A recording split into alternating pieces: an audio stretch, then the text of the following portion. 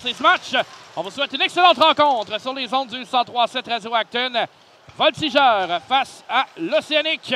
C'est parti. La rondelle est en territoire des Voltigeurs avec Baudry. Passe au centre maintenant pour Woodward. Ensuite, Baudry appuie l'attaque et maintenant dans le coin droit. Remettre derrière le filet pour Cavalin. C'est trop long. Intervention de Woodward là, qui couvrait la position. Tout quelqu'un sera content de compter sur un joueur comme ça.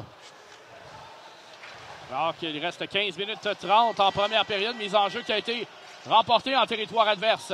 Oliver travaille, déjoue Fauchon. Un tir de Oliver, le retour deux fois. Et la selle s'interpose. Oh. Et là, le dégagement. Il y a un autre subséquent. Bien bloqué habilement là, par Baudry. Est-ce que ce serait toutefois un sifflet? Non. Et Baudry a sauvé son équipe. Et là, attention, on a un revirement. La ligne bleue, un tir ensuite de Tassé qui entrait rapidement. Dégagement bloque la pression. Une passe dans l'enclave du côté de l'Océanique qui ne trouve pas personne. Roy utilise le coin droit de la patinoire. Le disque va revenir à Paris. Mais attention, revirement. On a presque un 3 contre 1 là, pour les Voltigeurs. 2 contre 1. Woodward avec Cavalin. Woodward freine dans l'enclave. Seul un tir. Et quel arrêt de William Lasselle! Ben, tout le mérite lui revient parce qu'il a suivi Woodward tout le long sans se compromettre. C'est porté par l'Océanique qui course là, tenter un tir du revers.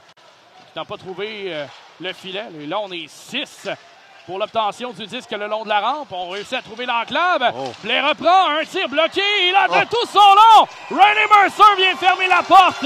Théberge, un tir bloqué en défensif par Poulain. Et la rondelle va quitter le territoire de Drummondville. Théberge à sa ligne bleue. Envoie au cercle central. C'est plutôt intercepté par Poulain qui entre rapidement à droite. Au centre, un tir, un retour. Poulain l'emporte, tente de remettre à l'échelle. La rondelle est libre dans l'enclave. Un tir de but!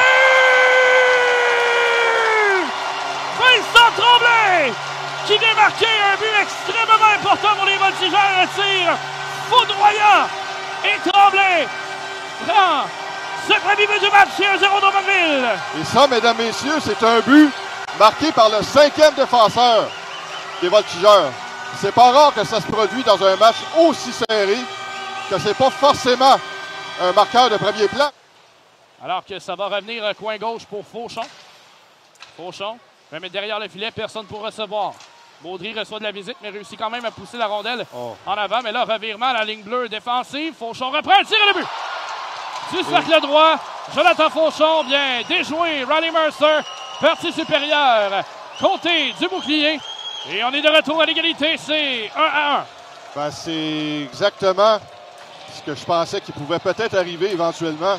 Un but marqué à la suite d'un revirement. Et pourtant, la rondelle était très proche de sortir de la zone défensive des Voltigeurs. Fauchon. Devant Lévesque, derrière le filet, on travaille pour tenter de revenir dans l'enclave. Et Saint-Denis n'avait pas assez d'espace pour décocher un tir.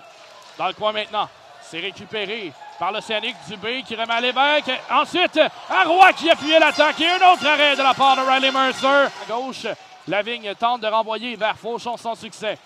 Sortie de territoire rapide des Voltigeurs avec Tassé. Qui envoie Cavalin au centre. Mais derrière pour Woodward. Un tir de but! Le capitaine Luke Woodward! Excellente entrée de zone des Voltigeurs avec beaucoup de vitesse. Woodward a récupéré une passe en entrée de zone. Il avait au moins 10 à 15 pieds. Excusez-moi pour... Ça revient à la ligne bleue à Roy. Transversale à Gill. Revient maintenant au centre de la ligne bleue pour Roy. À gauche pour Pilote. Ensuite, passe dans l'embouchure pour Fauchon. Et la rondelle va quitter le territoire des Voltigeurs. Drolet va remettre à Oliver qui va marquer le 3e but des Voltigeurs dans un filet désert. Et Drummondville se donne une sérieuse option sur ce match avec une marque de 3-1 et 1 minute 5 secondes à faire. Et pourtant, l'Océanique avait réussi exactement ce qu'il fallait faire, remporter la mise au jeu. Tous leurs meilleurs marqueurs étaient sur la glace. Mais à ce moment-là,